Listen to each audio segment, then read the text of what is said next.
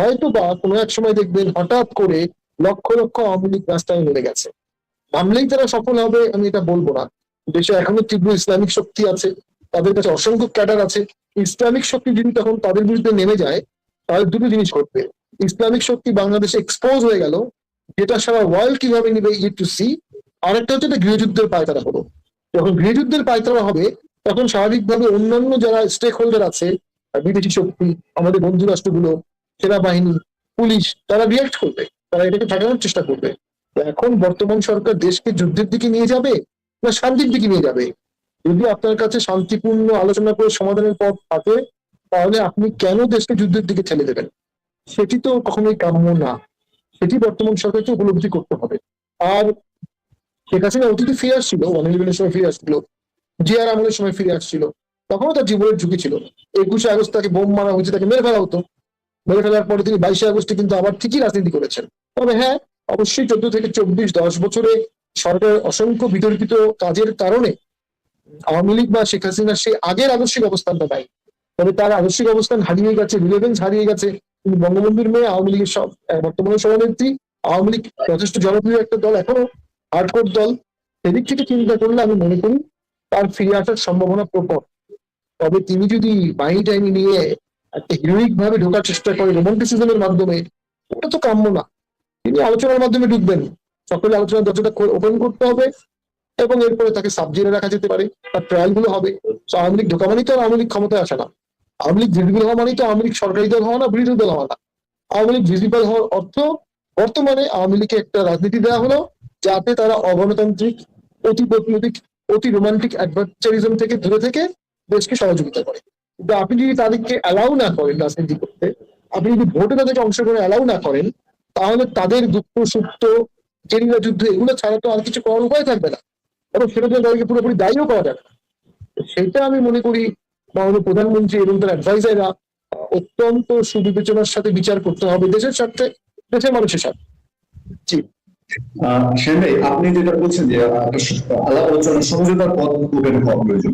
এই যে দিনেশ ত্রিবেদী গোল বৈঠক, দিনেশ ত্রিবেদীর আবার দিল্লি ছুটে যাওয়া, তার সাথে শেখ হাসিনার দেখা হওয়ার আলাপ, এইসবের মধ্যে দিয়ে কি ভেতর ভেতর, যেমন আমরা এর মধ্যে ইন্ডিয়া থেকে একটা খবর পেয়েছিলাম যে বিএনপি সরকারের একজন বিশেষ গ্রুপ দিল্লিতে গিয়েছেন শেখ হাসিনার সঙ্গে কথা বলার জন্য। এই খবর আমরা গত সপ্তাহে পেয়েছি ভারতীয় সাংবাদিকদের মাধ্যমে। আমি সোর্সেই বলি যে গৌতম লাহিড়ী ভারতীয় নিউজ সাংবাদিক, তিনি আমাদের শোতে বলেছেন যে গত সপ্তাহে বিএনপির দিক থেকে একজন বিশেষ দূত দিল্লি পাঠানো হয়েছে। আপনি কি মনে করেন অলরেডি সমঝোতার পথ ওপেন হয়ে গেছে এরকম কিছু? না না, ব্যাপারটা আমি মনে করি না। দেখুন, পশ্চিমা বিশ্ব শেখ হাসিনার বাংলাদেশে আসার ব্যাপারে অতি সহযোগিতা করার তো কোনো যৌক্তিক কারণ নাই। তাদের অ্যাক্টিভিটিসে আওয়ামী লীগেরও খুব উৎসাহিত হওয়ার কিছু নাই। হ্যাঁ, তারা ইনক্লুসিভিটির কথা বলেছে, এটা ন্যায় বিচারের কথা বলবে, মানবাধিকারের কথা বলবে। আমাদের বাংলাদেশের মানুষ সিদ্ধান্ত নেবে। বাংলাদেশের মানুষের একটা অংশ এখন আওয়ামী লীগ করে, তারা বিগত ভোটে ভোট দিয়েছে, কেউ কেউ তারা ভোট দিয়েছে এই এক্সপেকটেশনেই যে বাংলাদেশে সকল দল রিভাইভ হবে। একটা রাজনৈতিক দল রিভাইভ না হলে পলিটিক্যাল ভারসাম্য নষ্ট হয়ে যায়। তার একটা উদাহরণ আমি দিই। এই জুলাই আগস্ট মাসে এনসিপির নেতৃবৃন্দ পতাকাটে অপদস্থ হচ্ছে, ধাওয়ার শিকার হচ্ছে, ঢিলের শিকার হচ্ছে, মারার শিকার হচ্ছে জুলাই মাসে। তার মানে ভারসাম্য নাই। যখন ভারসাম্য থাকবে, তখন একটা ডিভিশন হবে, তখন একটা প্ল্যাটফর্ম হবে, তখন জোট সবগুলো কাজ করবে। আওয়ামী লীগ না থাকার কারণে পলিটিক্যাল ভারসাম্য নষ্ট হয়ে যাচ্ছে। পাশাপাশি দেশের নাট্যশিল্পী, গায়ক, গায়িকা, ক্রিকেটার, এক্সটেন্ডেড আওয়ামী লীগ, মুক্তিযুদ্ধের সপক্ষের বিশাল শক্তি, মুক্তিযোদ্ধা, তাদের সন্তানাদি, নাট্যকার, উদারপন্থী শিক্ষক, কমিউনিস্ট পার্টির লোকজন, এরা মিলে একটা বিশাল বলয় আছে। এরা মনে করে তাদের স্বার্থ রক্ষা, তাদের চেতনা রক্ষা, তাদের অধিকার রক্ষায় আওয়ামী লীগের কোনো বিকল্প নাই। সেই জায়গাটা বিএনপি নিতে পারেনি, বিএনপি নিতে পারতো, সেই জায়গাটা বিএনপি নেয়নি। পাশাপাশি আমরা দেখছি বিভিন্ন মামলা দেওয়া হচ্ছে, অসংখ্য শিল্পীর নামে মামলা দেওয়া হচ্ছে, নাট্যশিল্পীর নামে মামলা দেওয়া হচ্ছে। এর ফলে ক্ষুব্ধ মানুষ, ক্ষতিগ্রস্ত মানুষ, মৃত মানুষরা অনেকেই ভাবছে যে আওয়ামী লীগ থাকলে এই ভারসাম্যটা থাকতো, আওয়ামী লীগ থাকলে এই ভারসাম্যে দেশটা ভারসাম্যপূর্ণ হতো। সেই ভারসাম্যের জন্য অনেকেই মনে করছে আওয়ামী লীগের ফিরে আসা উচিত। আর অনেকে এটাকে নাচিবাদ, ফ্যাসিজমের সাথে তুলনা করছে। আসলে নাস্তিবাদ বা ফ্যাসিজমের সাথে তুলনা করা যাচ্ছে না কেন? ওটা তো একটা ইন্টারন্যাশনালাইজড ক্রাইম ছিল, বিভিন্ন দেশে ছড়িয়ে তারা এটা করেছিল। এবং তো প্রায় 6 লক্ষ ইহুদিকে মেরেছিল, 60 লক্ষ লোককে মেরেছিল। সেকেন্ড ওয়ার্ল্ড ওয়ারে লক্ষ কোটি লোক মারা গেছে। সেই ফ্যাসিজম আর এই ফ্যাসিজম তো এক না। সেই নাৎসি পার্টি, হিটলারের বা মুসলিমের পার্টি ফ্যাসিজম, এইটা পার্টি আর আওয়ামী লীগ এক না। ওই পার্টিগুলো দেশ স্বাধীন করেনি, ওই পার্টিগুলোর 50 বছরও নাই, গৌরব উদাহরণ নাই। বাংলাদেশে তো আওয়ামী লীগের 70 বছরের ইতিহাস, আরো বেশি। আমি সেই ক্ষেত্রে 70 বছরের ইতিহাসের মধ্যে আমি ধরে নিতে পারি 14 থেকে আনোয়ার তাদের অনেক ভুল আছে, অনেক কলঙ্কও আছে। সেই জন্য আপনি তার আগের 50 বছরের ইতিহাস তো মুছে ফেলতে পারবেন না। আর তাদের ফলোয়ার্সরাও তো আওয়ামী লীগ ছাড়া অন্য কোনো দলে চলে যেতে আগ্রহী না। দেশের একটা অংশের মানুষ এখনো আওয়ামী লীগকে চাচ্ছে, যদি কেউ না চেত তখন একটা দল, তখনও একটা দল এক্সিকিউটিভ অর্ডার লাগে না, বাই ডিফল্ট অটোমেটিক আস্তে আস্তে সেটা বাতিল হয়ে যায়। মুসলিম লীগ যখন পাকিস্তান স্বাধীন হলো, মুসলিম লীগ সেই সময় নতুন পাকিস্তানের আশাকাঙ্ক্ষা পূরণ করতে পারেনি, দ্রুত সেই গ্যাপটা ফিল আপ করেছে আওয়ামী লীগ, দ্রুত সেই গ্যাপটা ফিল আপ করেছে পাকিস্তান পিপলস পার্টি, এবং আস্তে আস্তে মুসলিম ইরিলেভেন্ট হয়ে গেছে, ডিফাউন্ড হয়ে গেছে, রিডান্ডেন্ট হয়ে গেছে, মুছে গেছে, ওটা এক্সিকিউটিভ অর্ডার লাগেনি। আর আপনি যখন বাংলাদেশে এখনো আমি মনে করি আওয়ামী লীগের সমর্থকরা তারা অন্য কোনো দলে ভোট দিতে বা অন্য কোনো দলে দিতে আগ্রহী না, তারা আওয়ামী লীগই করতে চায়। মাঠে ঘাটে ওয়ার্ডে তাদের কমিটি আছে, লোকজন আছে, এবং তারা শেখ হাসিনার প্রতিও লয়েল। এই বাস্তবতাটা মেনেই তো কৌশল নিতে হবে। আওয়ামী লীগ এখনো ভিজিবল হয়নি, বৈধভাবে যদি ভিজিবল হয় তারা অফিস করবে, তারপরে একসময় ভোট হবে, ভোটে তারা সরকারি দল হবে, এই শঙ্কা এখন করার কোনো কারণ নাই। একটা আন্দোলনের পতনের পরে এত দ্রুত কোনো সরকারি দল করতে পারে না সেই দলটি। কিন্তু রাজনৈতিক অধিকার তাদেরকে দিতে হবে, তাদের বিচার জনগণের ভোটে হবে, তাদের বিচার আদালতে হবে। একটা এক্সিকিউটিভ অর্ডারের খোঁচা দিয়ে তাদেরকে আটকে রাখা হয়, তারা একটা পলিটিক্যাল ক্যাশ করবে, বলবে যে আমরা ভোটে জিততাম, আমাদের অনেক জনপ্রিয়তা আছে, কিন্তু আমাদেরকে কাজ করতে দেওয়া হচ্ছে না। সেই দিক থেকে রাজনীতির দরজা সবার জন্য খুলতে হবে। জি জি, আমি এনসিপি প্রসঙ্গটা পরে যেতাম, আমি এই মুহূর্তে একটা জনসম্পৃক্ত ইস্যুতে আপনার কাছ থেকে একটু জানতে চাই। এটা হলো বাংলাদেশে গ্যাস এবং বিদ্যুৎ। আমি এই গত মাসের মধ্যে বিশ্রাম সময়টা আমি ঢাকার বাইরে ছিলাম, মফস্বলে ছিলাম। মফস্বলে যা দেখে এসেছি অকল্পনীয়। আমরা যারা অভ্যস্ত হয়ে গেছি নাগরিক জীবনে তাদের পক্ষে মফস্বলে থাকা সম্ভব না, বিদ্যুৎ পরিস্থিতিটা এত নাজুক। ঢাকায় এসে আমি যেখান থেকে এখন আপনার সঙ্গে কথা বলছি, গত 1 মাস ধরে সেখানে গ্যাস নেই, ইলেকট্রিক চুলায় বিকল্প পদ্ধতিতে হোটেল থেকে রান্না করতে হচ্ছে।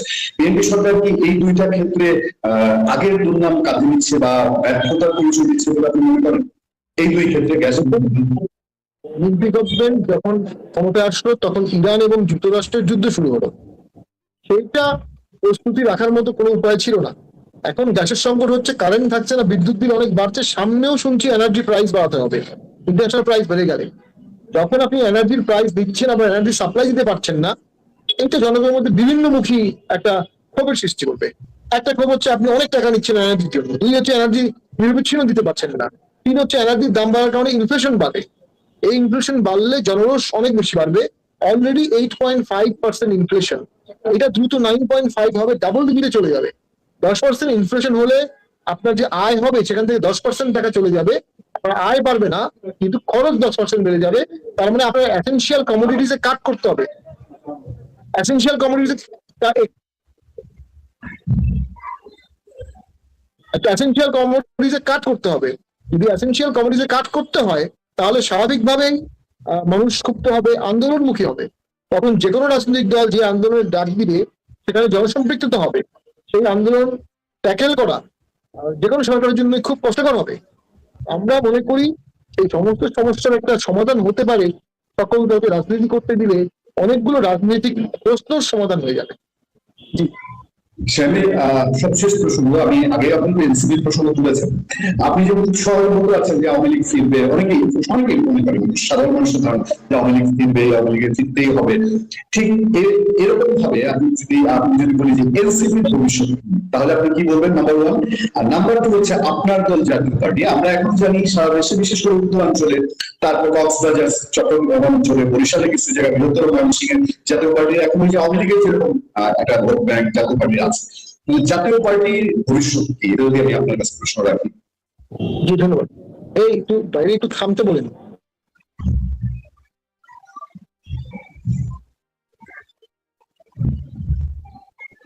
জি, আমাদের যেটি হচ্ছে এনসিপির ভবিষ্যৎ, আমি মনে করি এনসিপির কাছে জুলাই আন্দোলনের অভিজ্ঞতাটা ছিল, জুলাই আন্দোলনের হিরোইজমটা ছিল, কৃতিত্ব একটা বড় অংশ ছিল, কিন্তু তারা এককভাবে ভোট করতে সাহস পেল না। অর্থাৎ তাদের মনে হয়েছে তারা এত বড় আন্দোলনের পরেও, আওয়ামী লীগের পতনের পরেও তারা ভোটে জিততে পারবে না। এবং তখন কাদম্বনি মরিয়া প্রমাণ করলো কাদম্বনি মরে নাই। অর্থাৎ আমরা সবসময় বলতাম এনসিপি জামাতের এক্সটেনশন, এনসিপি জামাতের অঙ্গ সংগঠন। দেখা গেল এনসিপি এক্স্যাক্টলি সেই কাজটাই করলো, তারা জামাতের সাথে অ্যালায়েন্স করলো। এবং এটা তারা দীর্ঘদিনের জন্য একটা জামাতি বা স্বাধীনতা বিরোধী বা একাত্তর বিরোধী আবহাওয়ার মধ্যে চলে গেছে। সো তাদের যে বিশাল সমর্থন বেশ ছিল সর্বদলীয় সর্ব অংশীজনের, সেটা কমে ছোট হয়ে গেছে।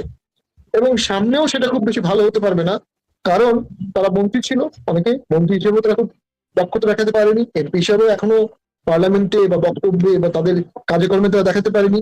এবং তারা অযাচিত ভাবে অসংখ্য স্টেক হোল্ডারের সাথে তারা দ্বন্দ্বে জড়ায় পড়েছে।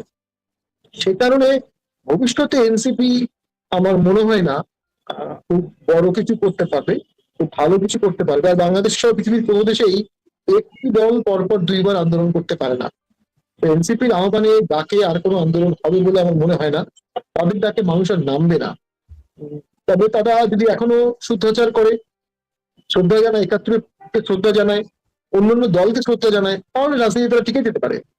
জাতীয় পার্টির 14, 18, 24 তিনটি ভোটে অংশগ্রহণ করার কারণে, যদিও জাতীয় পার্টি 14 সালে ভোট বর্জন করেছিল, আমি করেছিলাম, অনেকেই করেছিল, আমরা এমপি ছিলাম না 14 সালে, একটা রাজনৈতিক দায় জাতীয় পার্টির উপরে এসেছে।